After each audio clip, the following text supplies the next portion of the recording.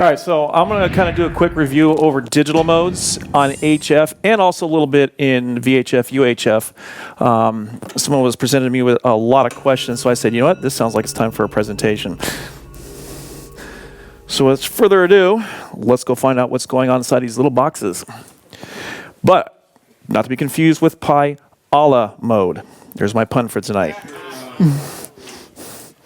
I've always got to do that. I always got to throw at least one pun in there. So it's not a new form of carrier wave. You're still dealing with FM, AM, sideband. Yes, I even threw a antique frequency mode there, double vesicle band, which is actually now used by HDTV to give us 4 channels on one frequency. AM and FM, as you can see,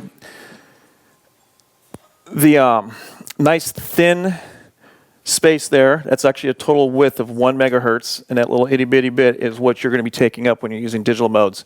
Voice uses a lot of real estate. Big data modes like your Wi-Fi modems and stuff are using 10, 15 megahertz windows of stuff.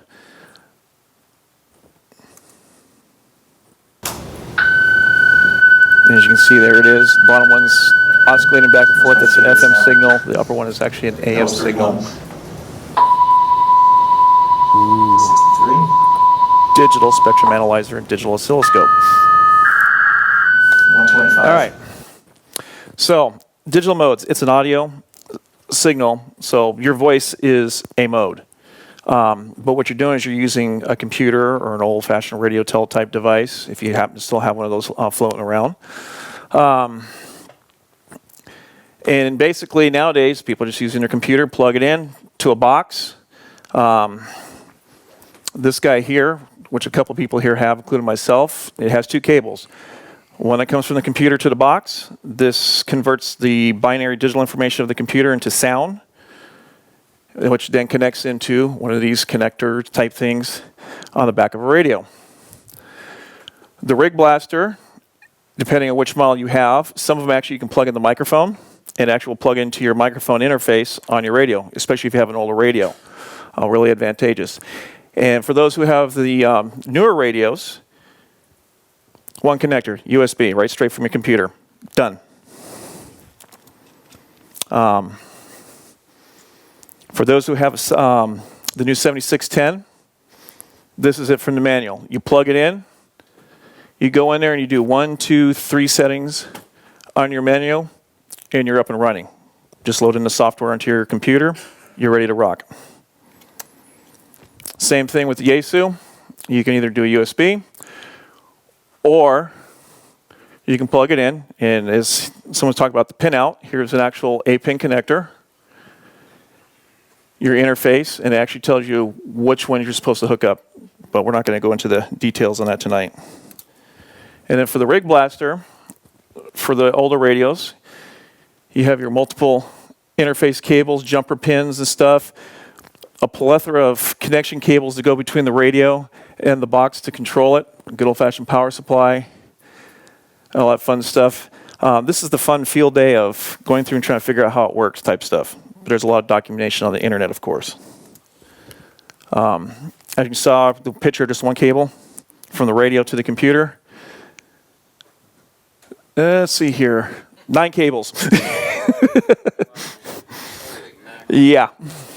That's the old way. Your computer, your old serial port, the audio in and out from the sound card of the computer, which goes to here, which the interface is in, controls the radio and all that fun stuff. And you want to hook up an external speaker, you got to hook your microphone up. That's why the newer radios actually are designed to be this way. So if you happen to have a 7610 or a 7300 or the newer radios, they have the built-in audio, you get to have your own easy button. All right. Everybody's pretty much familiar with this. Radio teletype's been around for a long time. I remember as a kid listening on my parents' console Grundig to various chatter and listening to even the radio teletype. I can identify the signals way back when.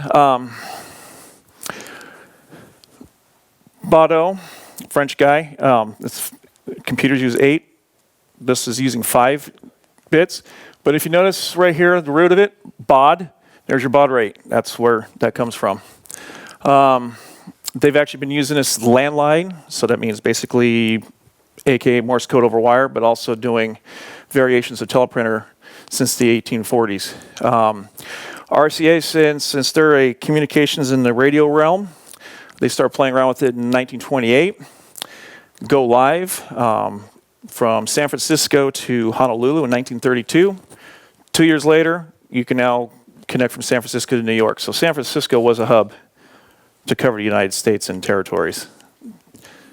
So faster than Morse code by doing it that way. If everybody runs the nightly news, they're in the background. The sound, that was the actual, yeah, the ka-chunka-chunka-chunkas, yeah, that. A lot of World War II stuff, they basically started unloading as the war was over. Stuff's becoming a lot rarer now, and you won't find any of the newer material since it has a lot of top secret digital encryption stuff. They don't want that to get out to the general public.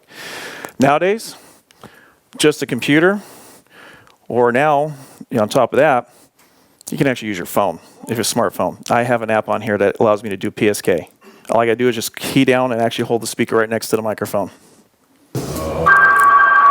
Oh my God, what's that?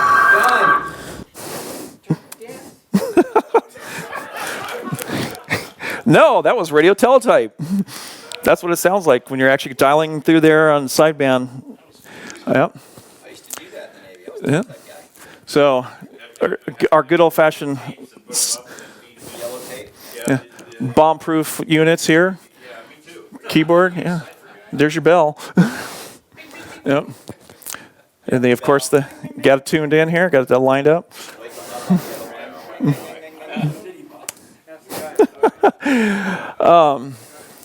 Yeah. This guy right here, this is actually a Hellschreiber machine. This is actually an optical character reading unit. So basically, you can say it's the original fax. It was developed in the 1920s by Rudolf Hell, a guy from Germany. Yes, Axis did use this. Kind of has a sample of what comes over on the other side. And let's see what that one sounds like.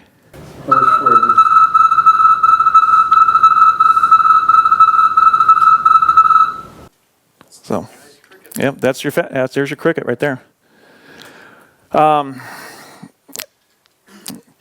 Needs to say that you probably won't hear this one anymore, even though they're thinking about it. It's in committee. Lorenzi, yes, use for that's exactly what it's for. That's why I got the things here. The older equipment, which big old boat anchors. Then you got the smartphone version here. And of course, yeah, superseded by GPS and stuff and whatnot. But if it was still being used, it would sound like.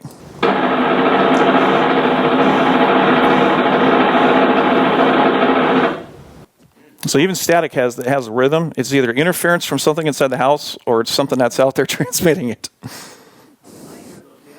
Mm-hmm. Yeah. JT65, the most not the most recent, FT8's taken its place. ABC, yes, there's multiple versions of it, and what the key differences are is you can go faster.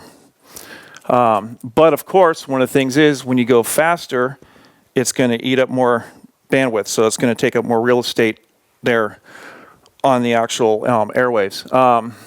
Extremely weak signals, it's one of those sub-level things, so all you hear is static, but the computer can hear it. Originally designed for the really hard to do stuff. That way you don't have to look at pictures of, what's the guy who does Ham Nation, standing up there in his big mega moon bounce antennas. Uses 65 different tones, hence its name, Mr. Taylor. And it sounds like at 100, this is actually over the air.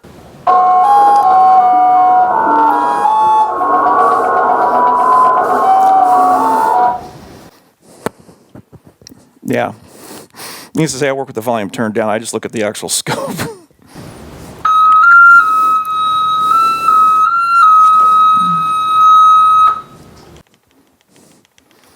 So that's the slower speed. That's 180, the 180 hertz bandwidth. So that's going to be your slowest speed. But notice when I kick it here to the faster speed, you'll hear that's actually a little bit faster, but it's a little more but it eats up more space on the frequency.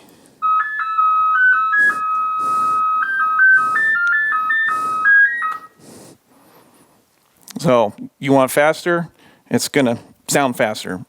Slower, you can train your ear. The computer sometimes can automatically identify, otherwise you have to get in your manually, okay, try this mode, try this speed, try this speed, try this speed. It basically depends on what you're using for your software app. All right, the new kid on the block, FT8. New and improved, and way faster than JT65. Again, it's one of those things where basically you hear static, it can hear the actual signal in the background. Very, very, very, very effective, and it's all the rage, especially considering that the sun is on a vacation right now. And with our solar minimum, all the bands are pretty much full of tanked. This gets through that dead air. How many connections did you have already since you've been doing it? How many have you gotten so far, just doing JT8? Well, I've been on about 3.5, 4 months, and I was amazed. I just wanted to try it, Just to try it? but it was amazing. Yeah. So, so far I've got 85 countries on 20 watts. And I've worked Yeah. about 4,000 contacts. Yeah. And it's just amazing. What bands? What bands? 20, 15, and 10. Which are actually the harder ones to do in a solar minimum. Because of the fact that we're in the very solar minimum, before it comes back, I'll probably be dead. And I was just trying all the different modes, Good, good, good. but then I hit the FT8, and it's amazing. It's not hard to set up. The solar minimum, I can communicate. And it's code, it's not Morse code, it's Reed-Solomon code, which was developed in the 60s. Yep. It's very accurate code. And so you don't see any distortion or QRM that reads everything out perfect. All right, so next one is Throb. Some people like to use a waterfall to visually see what's going on, and what's nice is that you can have this whole big section looking at a wide section of frequency, and you're looking for the various traces that are on there. I'll show you some pictures here in a moment of what that looks like. But again, here, as you can see, as you go faster, 1 baud rate, that gives you an idea how slow that is, 40 words per minute. It uses more real estate on the frequency band. And each one is, like I said, each has a unique sound to it. This is what this one guy sounds like. This is an ear piercer. Yep, and then the faster version.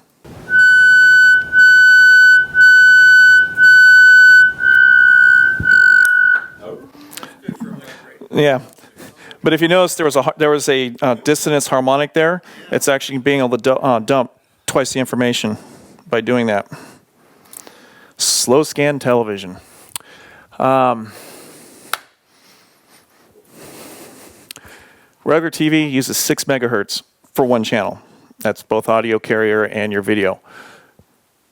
We're going to stuff it into a sideband signal of 3 kilohertz. Now, is it going to be actual motion picture? No, it's still frame. 1 frame for every 8 seconds or slower. There's slower versions, and it's also going to be dependent upon how much interference there is. And of course, if you might notice, there's some British names here in humor, because it's British guys that created this mess. And this is what it sounds like.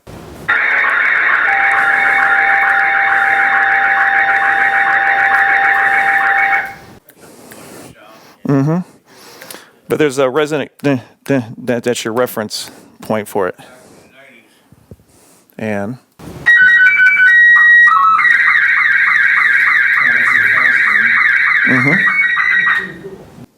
and then faster. Okay.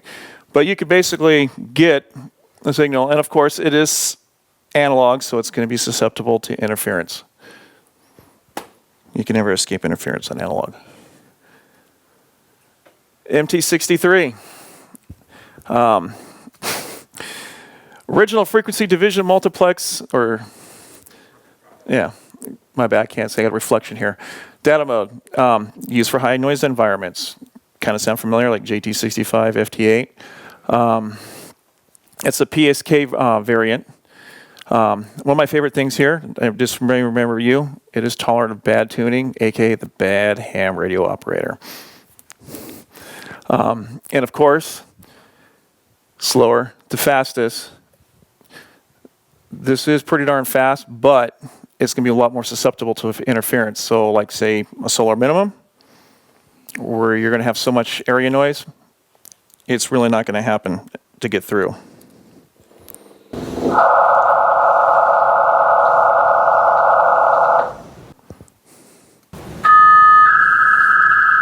Getting faster.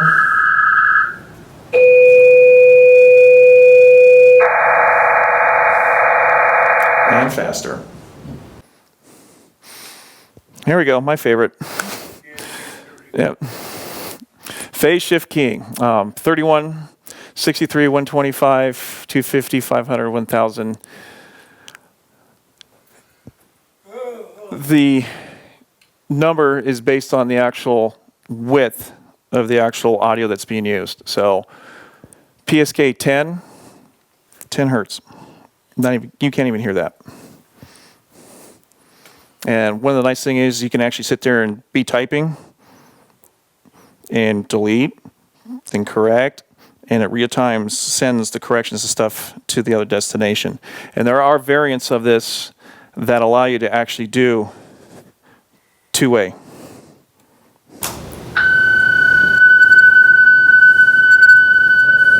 Here's my favorite sound. That was 31. 63.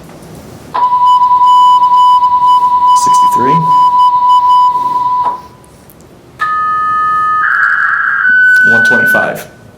That was the same exact message, each one. The difference is as it goes faster, the actual time communicating is a lot shorter. But it eats up more bandwidth to 1,000 hertz.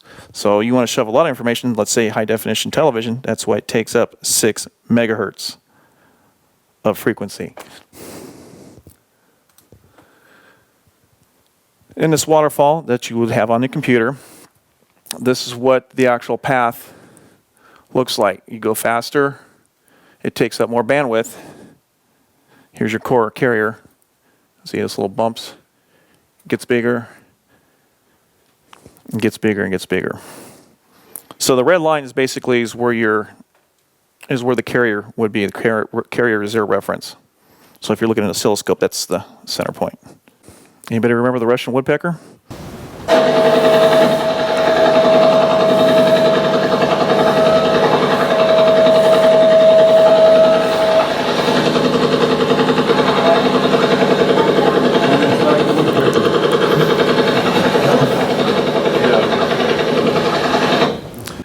So as you can see, those things did a very good job of interfering with the time signal because they ate up a swaths of bandwidth.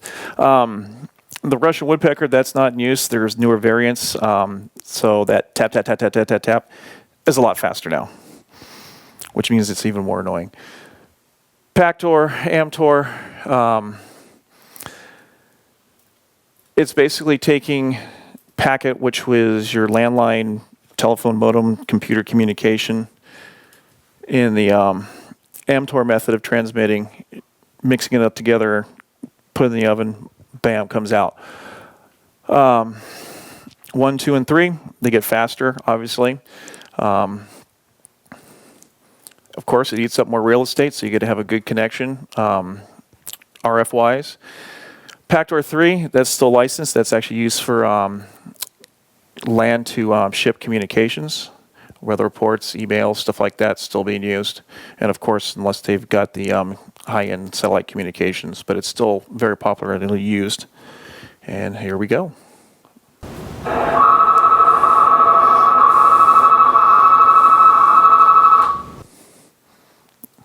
And faster.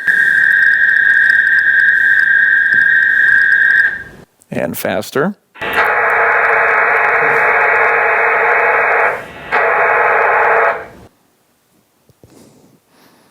So go faster and faster. It just gets more annoying. I always on my radio when I do it, volume's turned down, and those pictures of the waterfall, you just look for it. This is for some the people who were in the Air Force who had some stick and throttle time or even headphones while flying around time. RDS, radio data service, that's basically what you don't hear, but the radio hears to get all the text information of like song title and who it is. And if you're ever chasing mysterious noises in your ham shack, yes, my favorite is the this USB clock when I've been chasing one down.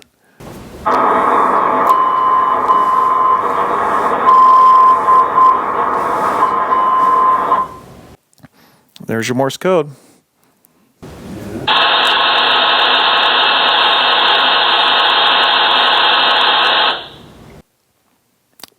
Mine wasn't as bad, but you get the idea. But that's the USB. And that's that.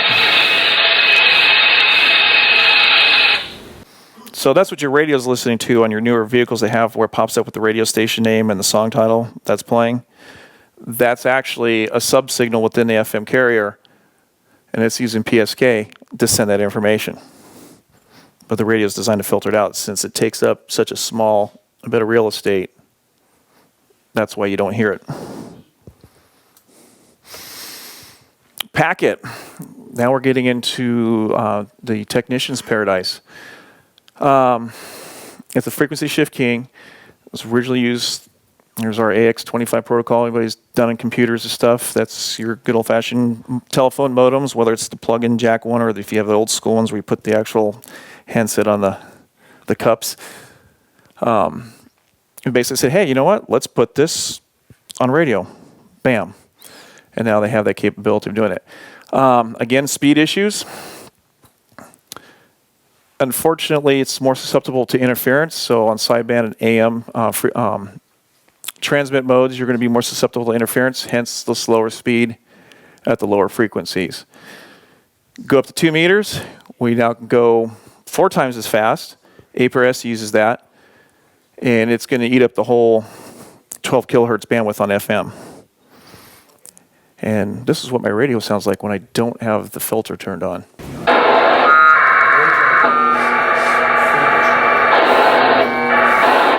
That's 300. And again, here's that waterfall picture. If you have the computer app, as you can see, it gets bigger and bigger and bigger as you go faster. But again, the microphone is basically what's plugged directly into the computer. It's a mode. It's not a signal format. It's not AM. It's not FM.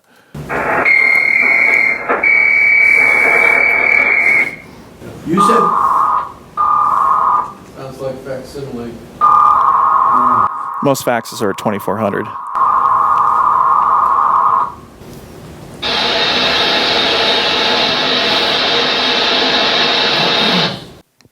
Sounds like static, but it's actually communication going on right there.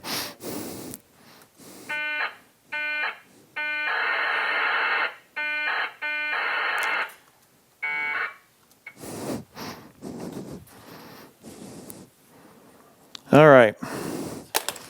Here's your shopping list. Well, I already covered radio teletype, PSK, quad PSK, which is even faster, CONTESTIA, DOMINO, FT8, HEL, frequency shift keying, MT63, all these different modes here. This way. And there's 4 versions, 6, 6, 14, 13. So there's like a plethora of options. Yeah. And stuff I didn't even get into, like G-TOR and CLOVER and stuff. Packet, APRS, which is substantive packet. Fast scan television. Again, that's 6 megahertz. That's hooking up to the camera. The camera's the microphone. And you would send pictures. Currently right now, Mount Diablo Repeater Association, they do have an actual amateur television. You can catch it streaming over the internet, but if you happen to have the equipment to do that, you can actually watch it. DVB-S. This is your satellite box for your DirecTV and stuff. You can cannibalize those and turn them into use for amateur radio use for receivers. And the trinary digital mode, Good old-fashioned CW. I treat that as a digital mode. Last two things I'm going to go over is D-Star and Yaesu's version of System Fusion. It is an FM carrier, so again, FM, like all of them are. The only difference is, instead of your voice analog going over, it is that same digital information. So when you actually listen to on a traditional analog radio, it's going to sound like this.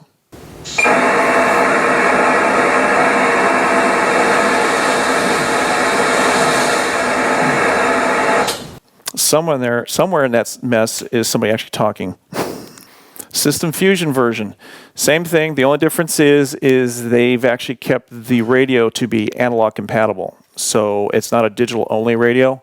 You can work it as a traditional handheld HT or mobile unit, so you can talk on analog repeaters. But it also adds in the feature that you can switch into and do a digital mode.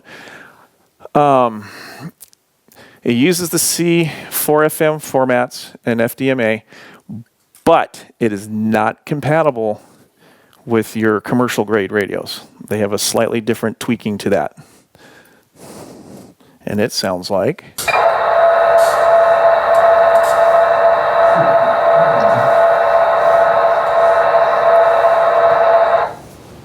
So basically, again, that was somebody in there talking, believe it or not.